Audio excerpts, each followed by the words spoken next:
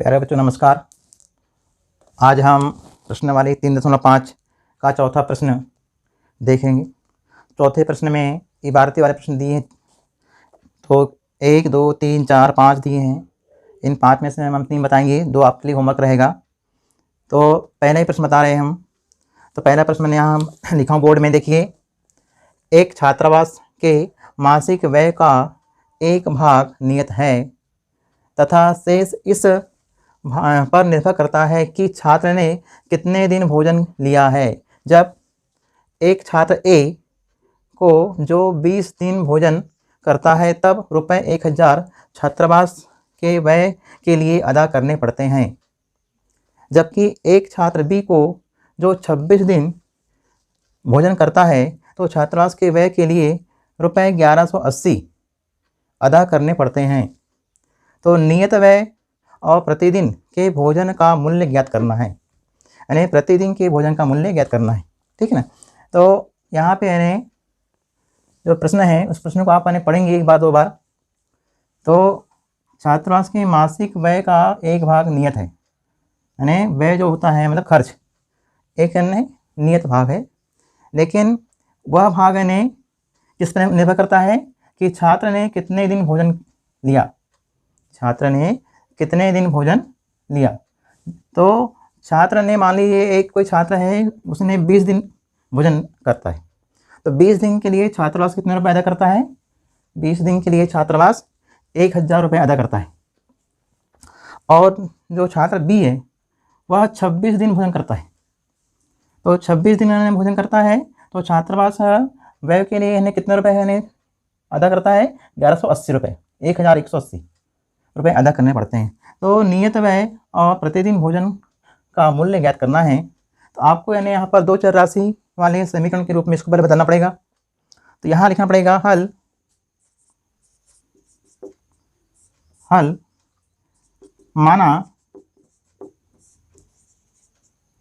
माना कि छात्रावास के मासिक व्यय का नियत भाग x रुपये है।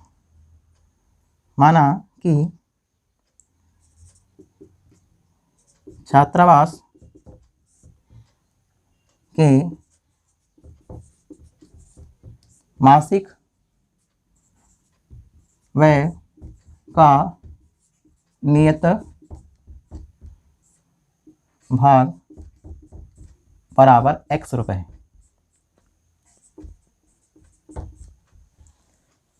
और प्रतिदिन भोजन पर व्यय तथा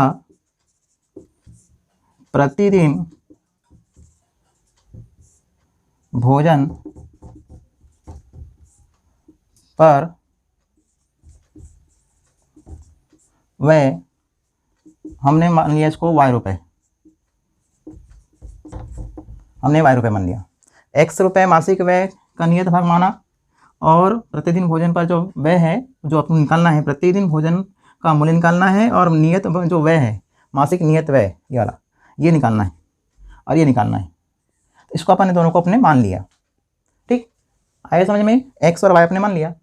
अब अन्य प्रश्न के अनुसार यहाँ लिखेंगे प्रश्नानुसार। प्रश्नानुसार क्या करेंगे अपन लोग कि x जो है मासिक व्यय है, और एक जो छात्र है तो एक छात्र 20 दिन के लिए भोजन करता है, तो x धन 20y बराबर ने कितना रुपये खर्च करता है छात्रावास। 1000 रुपये अदा करता है। ये हो गया आपका पहला समीकरण, हमने इसको पहले बना लिया, ठीक है ना। यानी ये आपका कौन सा है, मासिक व्यय का नियत भाग, और ये प्रतिदिन भोजन पर यानी 20 दिन भोजन किया है इसलिए अपन ने 20 लिख दिया, तो 20y बराबर इतना हो गया। अब द्वितीय शर्त क्या है, पुनः देखिए जो बी छात्र है वो 26 दिन के लिए भोजन करता है, तो यहाँ फिर यानी 26 दिन आएगा, x धन 26y बराबर 1180 रुपये वो अदा करता है छात्रावास।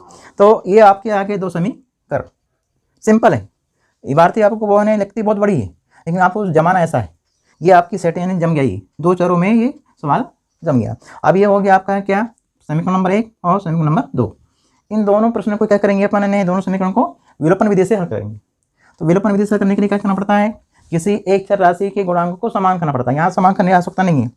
क्यों नहीं है, क्योंकि x के गुणांक समान है, x के गुणांक समान है, केवल आपको चिन्ह असमान करना है।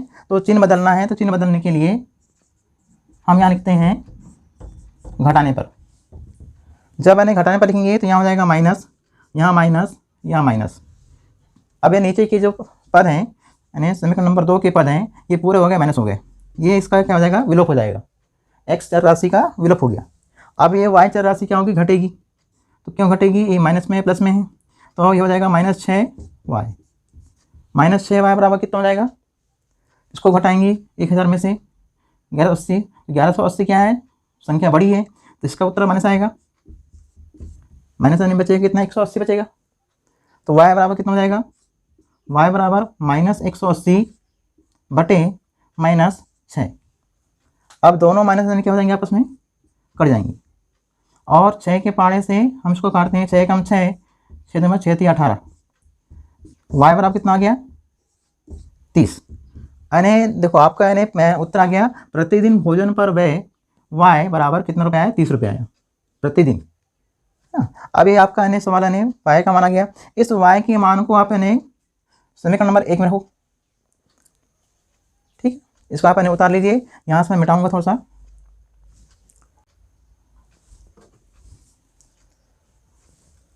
ये चौथे प्रश्न का पहला प्रश्न है, जो यानी आपको यानी इबारती इतनी बड़ी दिखती है, आपको कैसा लगता है इबारती पढ़ के कि बनेगा। इबारती बहुत यानी बड़ी है, लेकिन इसका जो सॉल्यूशन है, इसका जो हल है वो बहुत छोटा सा है।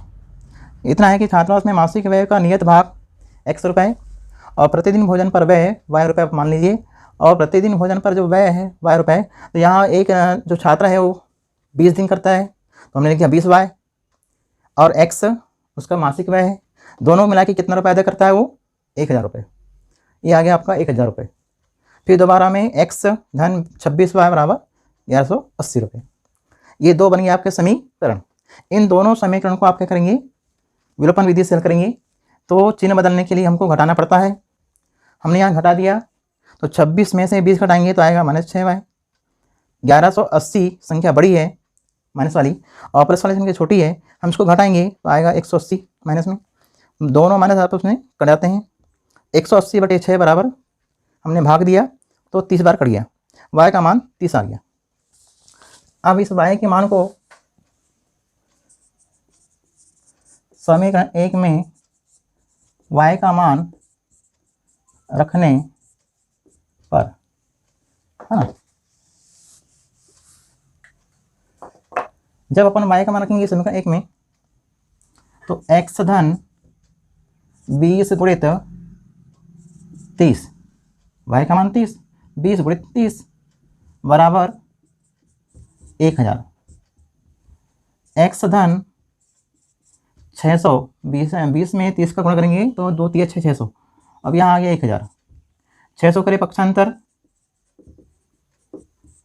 क्या आएगा बताओ, 600 का करेंगे पक्षांतर तो हो जाएगा x बराबर 1000 माइनस 600, ठीक। 1000 माइनस 600, 1000 में से 600 घटाओ, कितना आएगा, x बराबर 400। अब 400 जो आया x, तो ये x यानी किसका है, मासिक व्यय पर नियत भाग, यानी उसका जो मासिक व्यय है अपने जो माने थे अपन ने, तो अपन रखेंगे आंसर में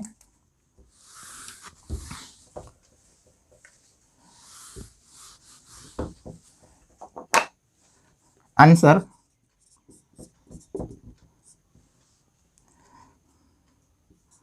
मासिक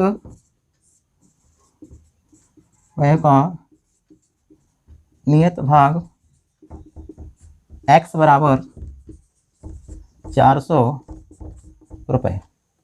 ये यानी पहला उत्तर आया। प्रतिदिन अपने दूसरा माने हैं, प्रतिदिन भोजन पर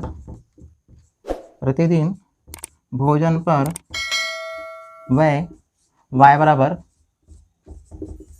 30 रुपये। ये आपके यानी आंसर आ गए। आपको यानी इतना हल करना है, ठीक है ना। तो ये आपका यानी प्रश्न नंबर चौथे का पहला हो गया।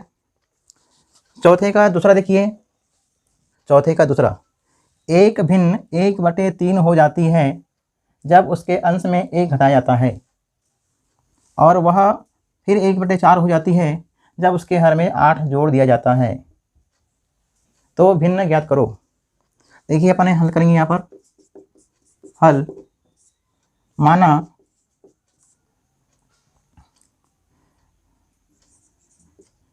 किसी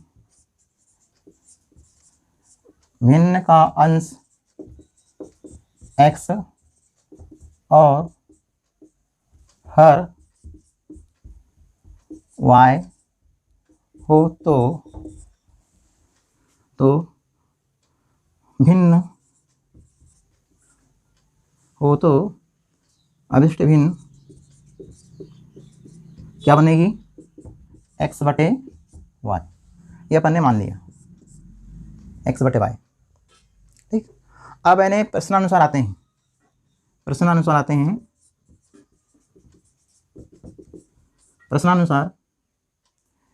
1/3 हो जाती है।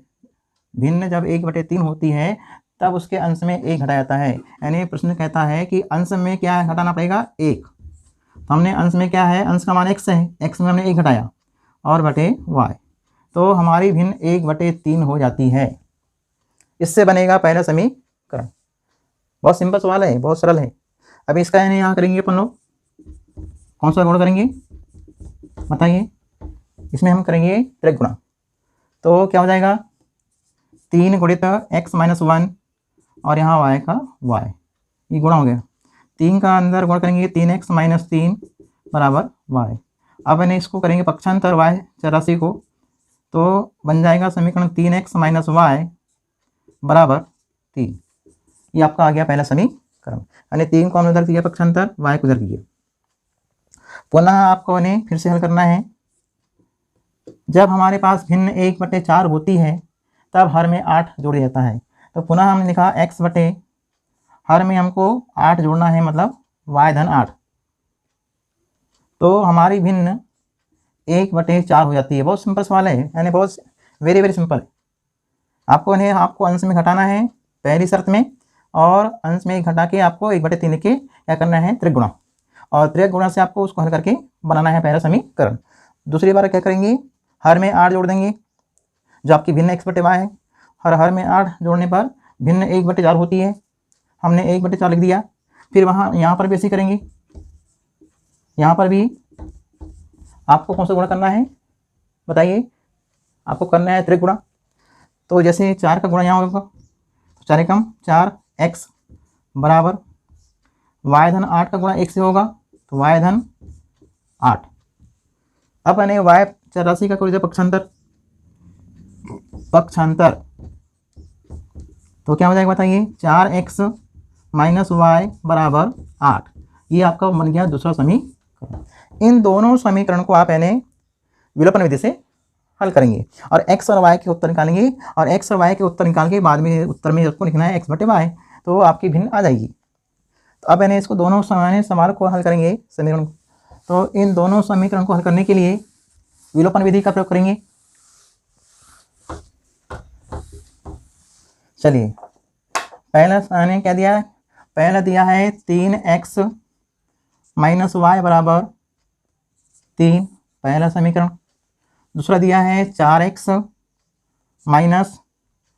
y बराबर 8, दूसरा समीकरण। इन दोनों समीकरण को जब अपन विलोपन विधि से करते हैं, तो आपको मालूम है ना कि विलोपन विधि से करने के लिए किसी एक चर राशि के गुणांक को समान करते हैं। तो यहाँ समान पहले से दिया हुआ है y, तो y चर राशि के गुणांक समान है।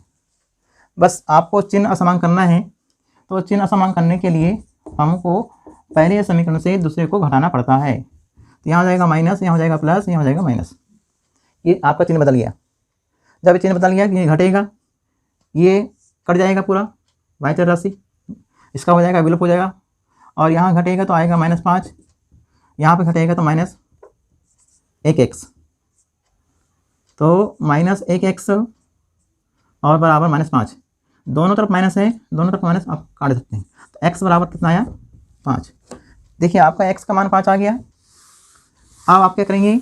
y का मान निकालेंगे, है ना। तो y का मान क्या होगा बताइए?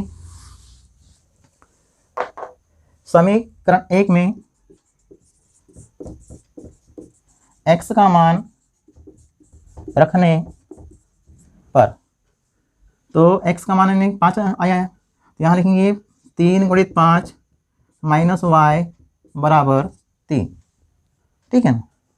अब इसके बाद में 5 दिया 15 - y बराबर 3। अब क्या करोगे, y जो है पद है उसको इधर करो पक्षांतर, 3 को इधर ला लो यानी पक्षांतर, तो y का मान आ जाएगा। तो 15 - 3 बराबर y।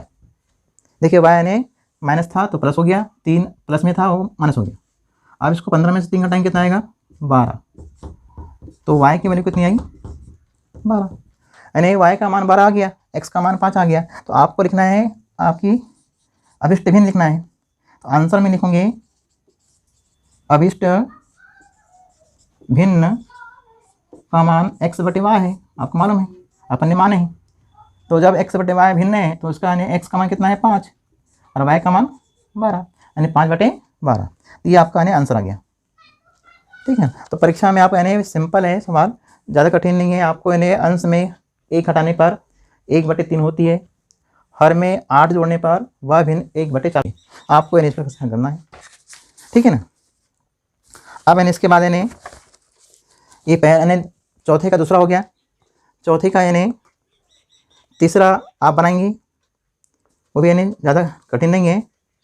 वो भी क्या है, एक टेस्ट वाला दिया है, उसमें प्रश्नों की संख्या बताना है कि कितने प्रश्न टेस्ट में आए थे और कितने प्रश्न सही बनाया है, कितने प्रश्न उसने अशुद्ध बनाया है। शुद्ध और अशुद्ध, सही और अशुद्ध, आपको x और y मान लेना है, बस हो गया, है ना।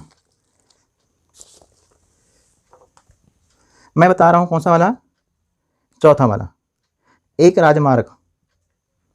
तीसरा वाला आप बनाएंगे होमवर्क में, और पांचवा वाला चौथा, चौथे का चौथा, एक राजमार्ग। देखिए, एक राजमार्ग के दो स्थान, एक राजमार्ग के दो स्थान ए और बी, ये कितने हैं, ए और बी के बीच की दूरी 100 किलोमीटर है पर है। यदि एक कार ए से तथा दूसरी कार बी से एक ही समय चलना प्रारंभ करती है, यदि ये कारें भिन्न भिन्न चालों से चलती है, यानी उन दोनों कारों की चाल अलग अलग है, तब एक ही दिशा में जब चलती है वो कारें, तब 5 घंटे पश्चात मिलती है। यदि ये विपरीत दिशा में चलती है तो 1 घंटे पश्चात मिलती है। दोनों कारों की चाल ज्ञात करो। ठीक, ये बातें समझ में आई। ये बातें क्या कह रही है, मैं आपको एक डायग्राम बता रहा हूँ, यहाँ पर चित्र बता रहा हूँ। मान लीजिए ये आपका एक स्थान है ए और यहाँ मान लीजिए आपका स्थान है बी, यानी दोनों पर दो कारें खड़ी है और इनके बीच की दूरी है 100 किलोमीटर, 100 किलोमीटर है दोनों के बीच।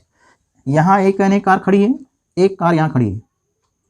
जब वे एक ही दिशा में चलती है, एक ही दिशा में, जब वो एक ही दिशा में चलती है तो मान लीजिए 5 घंटे बाद वो यहाँ आके दोनों कारें मिल जाती है, यहाँ आके मिल जाती है।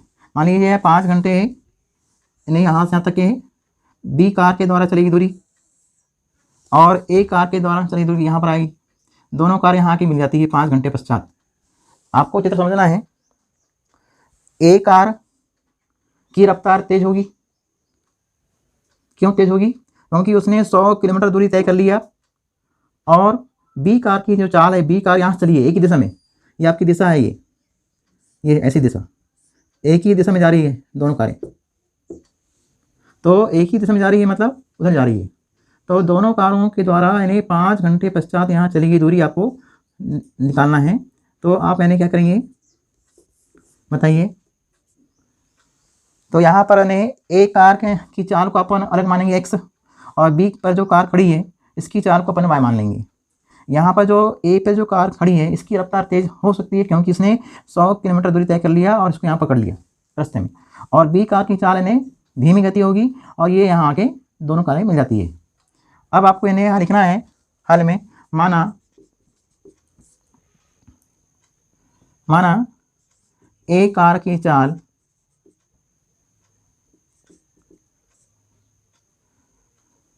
चलिए दिया है, लिखो पहले। दिया है दो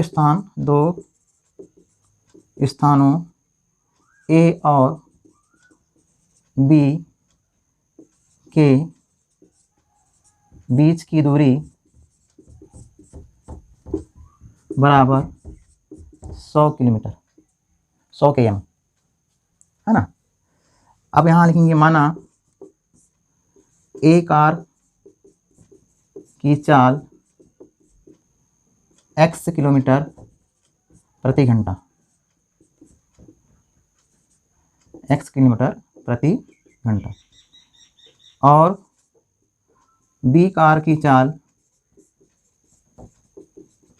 को मान लो y किलोमीटर प्रति घंटा।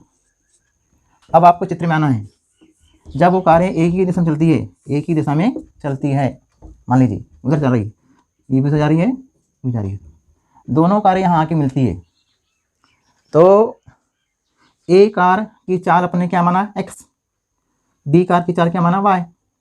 तो ए कार की चाल, हाँ, जो x माने हैं, तो ए कार द्वारा चलेगी दूरी, तो आपने 5वीं क्लास में सूत्र पढ़ा है, क्या होता है, दूरी बराबर चाल गुणित समय। ये आपने सूत्र पढ़े हैं, ये सूत्र है, ये 5वीं क्लास में सूत्र पढ़े आपने, बराबर चाल गुणित समय। तो 5 घंटा यानी 5 घंटे का समय दिखा है, जब वो कारें एक ही दिशा में चलती है तो वो 5 घंटे बाद मिलती है, तो हम यहाँ लिखेंगे, ये आपको सूत्र याद होना चाहिए, दूरी बराबर, देखिए यहाँ पर इन्हें ए कार यहाँ से चलती है, यहाँ से, और ए कार यहाँ चलती है, तो यहाँ से इसके द्वारा चली दूरी यहाँ तक आ गई, यहाँ आके मिली, तो इसके द्वारा चली दूरी क्या होगी, 5x होगी, 5x किलोमीटर होगी। क्यों होगी, क्योंकि उसने ए पर जो कार खड़ी है, ये कार ने यहाँ से यहाँ तक की दूरी तय किया है। 5x में क्या शामिल है, 100 किलोमीटर शामिल है यहाँ, लेकिन बी कार यानी यहाँ खड़ी है यहाँ, और इसके द्वारा चली दूरी कितनी होगी, ये होगी 5y, क्योंकि अपन इसको y माने हैं, तो ये अपन ने 5y मान लिया, तो 5y किलोमीटर। अब यानी देखिए इस 5x जो है, तो 5x की जो लंबाई है यानी दूरी है वो ज़्यादा है, और 5y की दूरी कम है, यानी कितना कम है, 100 कम है, डिफरेंस है ना दोनों में। अब देखें चित्र में, जब वो कारें यानी एक ही दिशा में चलती है, तो एक ही दिशा में जाने पर क्या होगी, ए कार के द्वारा चलेगी दूरी 5x किलोमीटर, और बी कार के द्वारा चलेगी दूरी 5y किलोमीटर। यहाँ पर लिखेंगे, अतः ए कार द्वारा 5 घंटे में चली दूरी कितनी होगी बताओ, ये हो जाएगी 5x किलोमीटर, ठीक। और बी कार द्वारा 5 घंटे में चली गई दूरी क्या हो जाएगा, 5y किलोमीटर, ठीक है ना।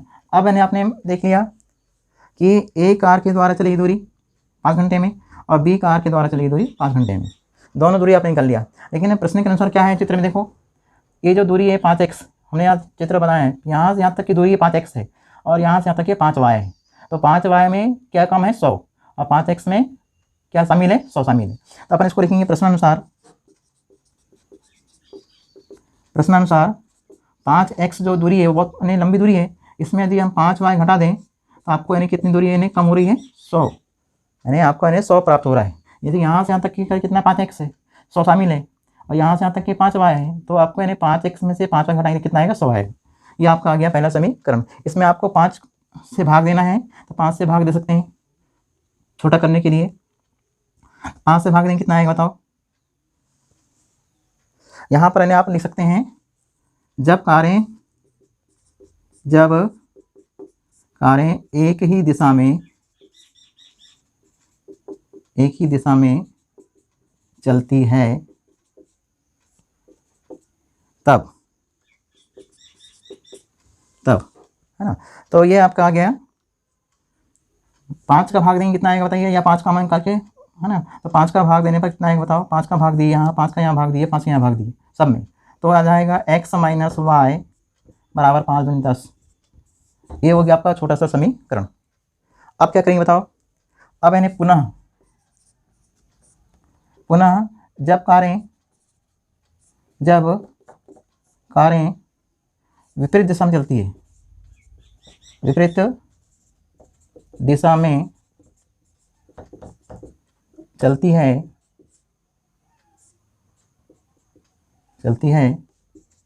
तब 1 घंटे बाद मिलती है, ठीक है ना, 1 घंटे बाद मिलती है। अब मैंने दोनों कारें देखने कैसी आ रही हैं, विपरीत दिशा में। यहाँ जो बी पे जो कार खड़ी है वो आ रही इस तरफ, और ए पे जो कार खड़ी है वो जा रही है इस तरफ। दोनों की दिशाएं क्या हो गई, विपरीत। तो वो 1 घंटे में चलेगी दूरी यहाँ से यहाँ तक क्या गई, यहाँ से यहाँ तक क्या आई मान लीजिए, तो यहाँ हो गया 1x हुआ, और यहाँ से यानी यहाँ तक आएगी कार, यहाँ 1 y हुआ। दोनों ने मिलकर कितनी दूरी तय किया, 100 किलोमीटर, है ना। चित्र में देखिए आपको, यहाँ लिखेंगे प्रश्नानुसार 1 घंटा है इसलिए 1x, तो x धन y बराबर 100। ये आपका यानी क्या हो गया, दूसरा समीकरण। इन दोनों समीकरण को आप यानी किस विधि से करेंगे, विलोपन, ठीक है ना। चलिए चित्र आपको समझ में आ गया होगा। जब कारें एक ही दिशा में चलती है, एक दिशा में, तो वो 5x और 5y दूरी थी, और जब विपरीत दिशा में आती है, ये कार इस तरफ, ये कार इस तरफ, तब वो 1x और 1y मिलके कितने किलोमीटर तय किया, 100 किलोमीटर। ये आ गया दूसरा समीकरण। तो x माइनस वाई बराबर 20 पहला समीकरण, x धन y बराबर 100 ये आपका दूसरा समीकरण। अब क्या करोगे, विलोपन विधि से करेंगे। यहाँ पर यानी यानी x के भी गुणांक समान है और y के भी समान है, तो परंतु x के चिन्ह समान है और y के चिन्ह असमान है। ऐसी स्थिति में जोड़ने पर लिख दो, उनको चिन्ह नहीं बदलना है। क्यों नहीं बदलना है चिन्ह, क्योंकि y का मान कटता है, असमान चिन्ह, और ये जोड़ता है, जोड़ दिए। तो x बराबर कितना आएगा, 2x हो गया ये, और ये 120 हुआ, 2x बराबर 120, तो x बराबर 120/2 कितना आ गया, x का मान 60। तो एक कार की चाल कितनी आई, एक कार की चाल 60 किलोमीटर प्रति घंटा आ रही है। अब इसका x का मान आप रखेंगे समीकरण नंबर 1 में।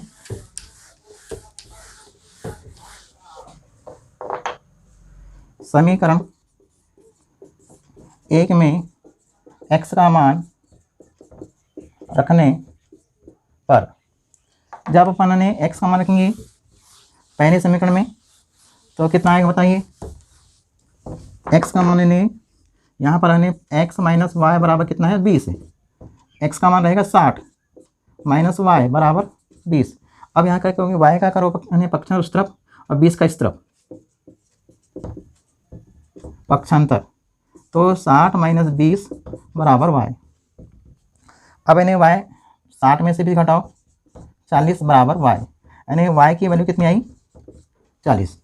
अब आपको लिखना है आंसर, तो लिखूंगे आंसर में एक कार की चाल x बराबर 60 किलोमीटर प्रति घंटा और b कार की चाल y बराबर 40 किलोमीटर प्रति घंटा। तो आपने क्या देखा, देखिए ए कार की रफ्तार तेज है और बी कार की रफ्तार कम है। आपका समझ में आ गया, ये सवाल आपको ऐसा बनाना है। तो ये हो गया राजमार्ग वाला।